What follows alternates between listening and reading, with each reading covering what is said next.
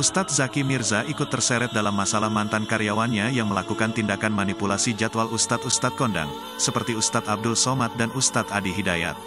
Tidak hanya memanipulasi jadwal, ada juga unsur penipuan yang dilakukan oleh mantan karyawannya yang diketahui bernama Sarip Effendi itu.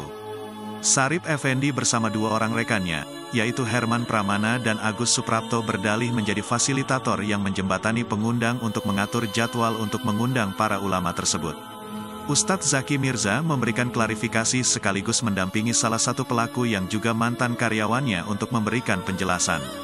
Adanya tindakan manipulasi jadwal pendakwa dan dugaan penipuan sampai ke telinga Ustadz Zaki Mirza karena adanya permintaan tolong dari pihak pengundang.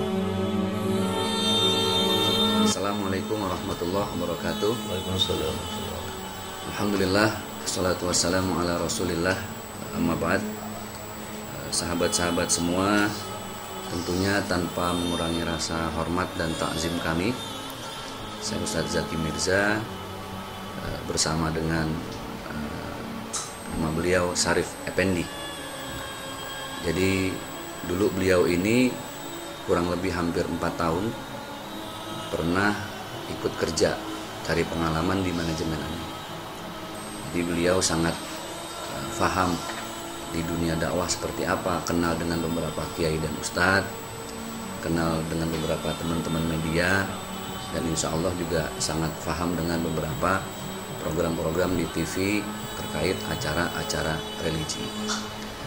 Kira-kira di tahun 2017 ya, beliau resign, tapi terakhir saya ketemu, saya pesan nama beliau, kalau Bang Sarip ini baik di dunia dakwah, punya kesan yang positif, saya juga kebagian positifnya.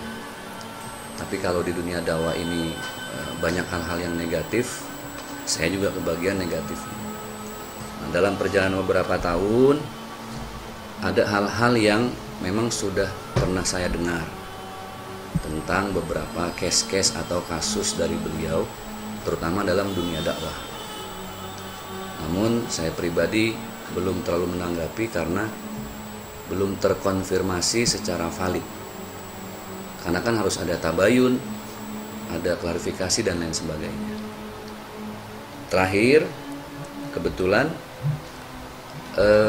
di tanggal berapa waktu itu ya? Jadi sekitar bulan-bulan Juli ya? Tanggal 2 Yang Ustadz Adi Hidayat tanggal 2 Juli. Jadi tanggal 2 Juli teman saya telepon bahwa beliau melalui Bang Sarip minta dibantu buat mengundang Ustadz Adi Hidayat. Kebetulan beliau memberikan syarat harus ada uang masuk di awal. Uangnya sudah beliau terima, tapi ternyata penjadwalan nggak jelas, beliau susah dihubungin, nggak ada kabar. Saya langsung konfirmasi ke tim resmi manajemen Ustadz Adi Hidayat. Ternyata memang tidak ada jadwal dari beliau. Nah, artinya memang tidak terkonfirmasi. Akhirnya mau tidak mau pihak panitia, ini salah seorang habib di daerah Cirebon, minta dibantu sama saya. Ustadz, dulu kan Sarip di manajemen antum, udah nggak mana, Anda bilang. Tapi karena ini adalah guru kita semua, Anda bantu. Gitu. Masih sudah dihubungin, akhirnya saya posting di Instastory. Beliau datang dengan baik ke rumah tabayun dan menyatakan betul sudah menerima ya uang infak awal lah. Seolah-olah beliau mewakili tim manajemen Ustadz Adi Hidayat. Tapi ternyata tidak terkonfirmasi, akhirnya harus saya pribadi yang mengisi acara menggantikan Ustadz Adi Hidayat. Secara baliho sudah di mana-mana tuh, flyer udah naik, orang tahunya Ustadz Adi Hidayat akan datang gitu loh, yang mengisi acara di situ. Cuman ya mudah-mudahan kehadiran saya waktu itu bisa mengobati harapan masyarakat. Artinya dari tim Ustadz Adi Hidayat pun memang tidak ada jadwal terkonfirmasi gitu. Tapi beliau mengakui dan alhamdulillah beliau sudah mengembalikan secara total ya kerugian dari panitia yang sebenarnya panitia pun nggak tahu apa-apa gitu loh. Maksudnya panitia taunya melalui beliau, tapi ternyata beliau tidak mengkonfirmasi langsung ke tim Ustadz Adi Hidayat. Terakhir saya WhatsAppan dengan tim manajemen, tim beliau menyampaikan bahwa Ustadz silahkan kalau punya sikap sendiri ke Syarif, tapi kami insya Allah punya juga sikap sendiri. Dan informasi terakhir, kami juga punya sikap secara hukum. Nah, itu sudah saya sampaikan ke beliau.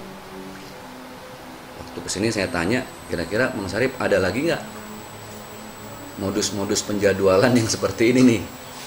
Seolah-olah mau membantu masyarakat mendatangkan ustadz-ustadz nasional, tapi pada kenyataannya memang tidak ada konfirmasi sama sekali. Beliau bilang nggak ada, Ustadz, udah aman. Oke. Beberapa hari kemudian ada yang konfirmasi lagi.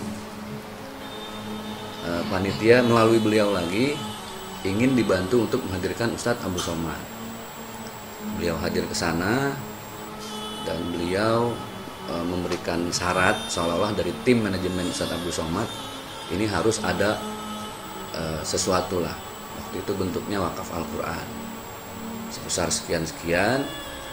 Karena orang ini kepengen banget ngedatengin Ustadz Abdul Somad, ya dipenuhilah permintaan beliau. Uang sudah diterima, lagi-lagi tolong Ustadz Zaki bantu kami. Kami sudah mengeluarkan uang, tapi kok nggak ada penjadwalan yang pasti. Kebetulan saya dekat juga dengan beberapa teman-teman di tim ofisialnya Ustadz Abdul Somad. Saya konfirmasi langsung memang tidak ada jadwal. Akhirnya saya agak sedikit tegas, Bang Syarif harus datang dan bertanggung jawab. Karena bagaimanapun pihak panitia seolah-olah menganggap bahwa beliau ini adalah mewakili secara resmi tim Ustadz Abdul Somad. Dan banyak lagi hal-hal di luar dakwah yang juga merugikan pihak-pihak baik moral maupun material dalam jumlah yang tidak sedikit secara nominal. Termasuk salah satunya adalah kerugian dari panitia yang dengan niat baik mengundang Ustadz Adi Hidayat dan Ustadz Abdul Somad, padahal tidak dikonfirmasi langsung oleh beliau ke tim resmi beberapa gurunda-gurunda kita tersebut. Jadi itulah kenapa saya langsung ngobrol dengan salah satu perwakilan tim Ustadz Abdul Somad. Akhirnya ada satu keputusan dari pribadi Ustadz Abdul Somad untuk menyikapi hal ini. Nanti bisa ditanya langsung ke Ustadz Rusli, beliau mewakili tim Ustadz Abdul Somad secara resmi. Kalau saya tidak berhak pada wilayah itu, beliau juga hadir, nanti bisa ditanya langsung. Karena agak berat sanksi yang harus ditanggung oleh beliau. Akhirnya secara tertulis beliau dan 2 orang lain, jadi ada 3 orang. Ada 3 orang dalam hal ini. Yang pertama Syarif Effendi, yang kemudian Herman Permana, kemudian Agus Suprapto, yang sudah kami bikin surat kesediaan mereka untuk menyampaikan permintaan maaf secara nasional, secara umum, supaya tidak lagi terjadi hal-hal seperti ini. Tapi sepertinya yang 2 orang ini dengan alasan tertentu atau mangkir tidak bisa hadir. Nah, dalam hal ini saya hanya menengahi, dan karena saya ada panggilan moral karena beliau pernah belajar bagaimana mengatur para ustadz 4 tahun lebih. Jadi saya punya rasa ini kok jadi disalah manfaatkan gitu loh, kesempatan dan ilmu yang sudah saya kasih beberapa tahun. Tapi beliau secara pribadi ingin meminta maaf, kemudian ingin menyatakan sesuatu. Ya selebihnya itu kembali kepada tim Ustadz Abdul Somad ataupun tim Ustadz Adi Hidayat. Karena ya secara pribadi Ustadz Abdul Somad juga ada jalur hukum yang ditempuh. Cuman saya bilang ya kalau masih bisa minta maaf lewat media, mudah-mudahan itu jadi satu hal yang bisa mengobati masyarakat yang ingin mengundang ustaz, ditunggu kedatangannya, kok tiba-tiba jadwalnya dimanipulasi sehingga masyarakat banyak yang kecewa gitu. Nah, di kesempatan yang mulia ini saya amat menyayangkan ada 2 rekan beliau yang ketika hadir di Kerawang ya. Jadi yang undang ini orang Kerawang, seorang pengusaha. Awalnya beliau sendiri, terus turunlah dana wakaf Quran itu, terus bawa 2 rekannya lagi, seolah-olah sama, ini tim resminya Ustadz Abdul Somad. Saya amat menyayangkan yang 2 tidak bisa hadir. Di kesempatan ini beliau sudah berjanji dengan saya ingin meminta maaf secara langsung kepada semua pihak yang sudah dirugikan secara moral maupun material, terutama kepada gurunda tercinta Al-Mukarram Ustadz Adi Hidayat dan Ustadz Abdul Somad beserta tim mereka secara keseluruhan. Kebetulan tadi sudah ada press release yang kami buat. Beliau juga sudah menyanggupi dengan itikat baik. Artinya ini pilihan yang paling maslahat supaya tidak ada jalur hukum yang ditempuh.